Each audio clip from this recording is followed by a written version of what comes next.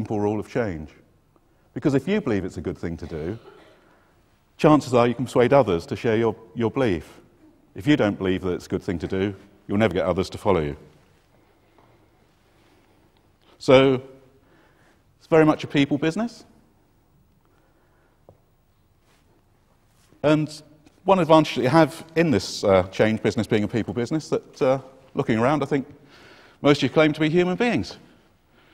And so you get all these great theorists about change and the way other people are going to respond. All you have to do is say, well, how would I respond to this?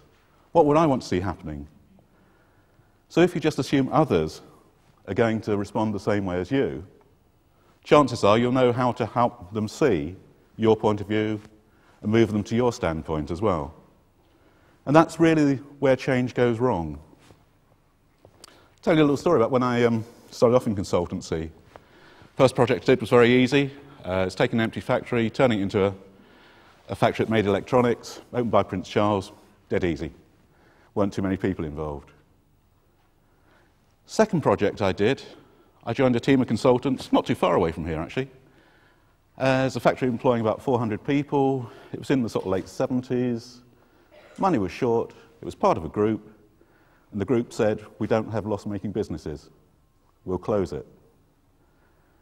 But they decided to send myself, and so there was about half a dozen colleagues, I was junior consultant at the time.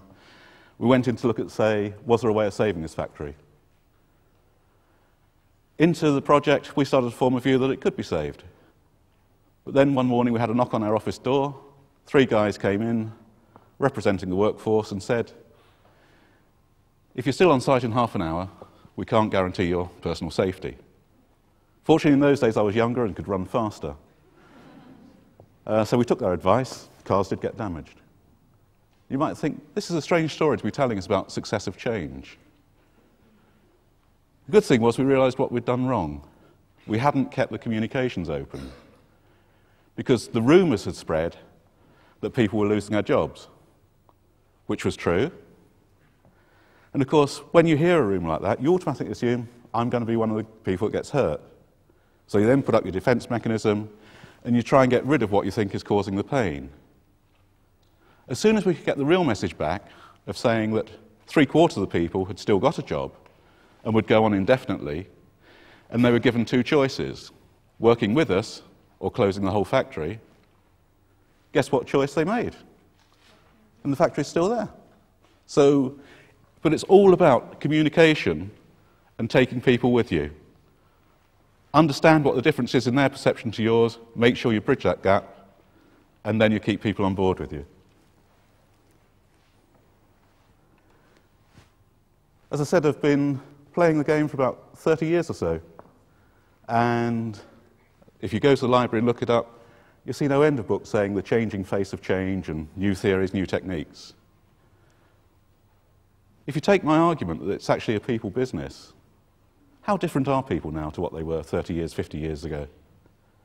Yeah, we've still got the same legs, arms, and all the rest of it. A few subtle differences, but nothing too major.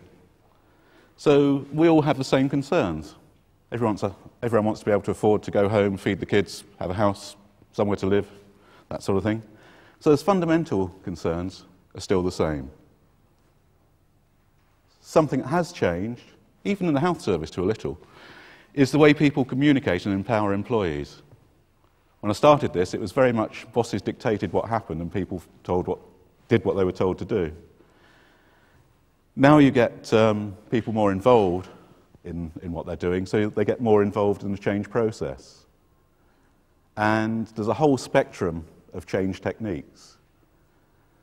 Some people still put a note on the notice board that say, as from tomorrow, this has changed, so yeah, do what I tell you. Others have free-floating think tanks. A technique called Muda is one that I'm involved with at the moment with a firm in Wickham. Muda is Japanese for waste, and we just get the guys from the shop floor to sit around in a huddle for a week, sorry, not for a week, for an hour each week, and look at the areas of waste that they identify. And you have a structure where there is no power within that group, and they look at the areas of waste. So that's an example of how the change process is different, that some people still like to have the authority approach, some people like to have the free thinking approach. And there's middle ground there as well.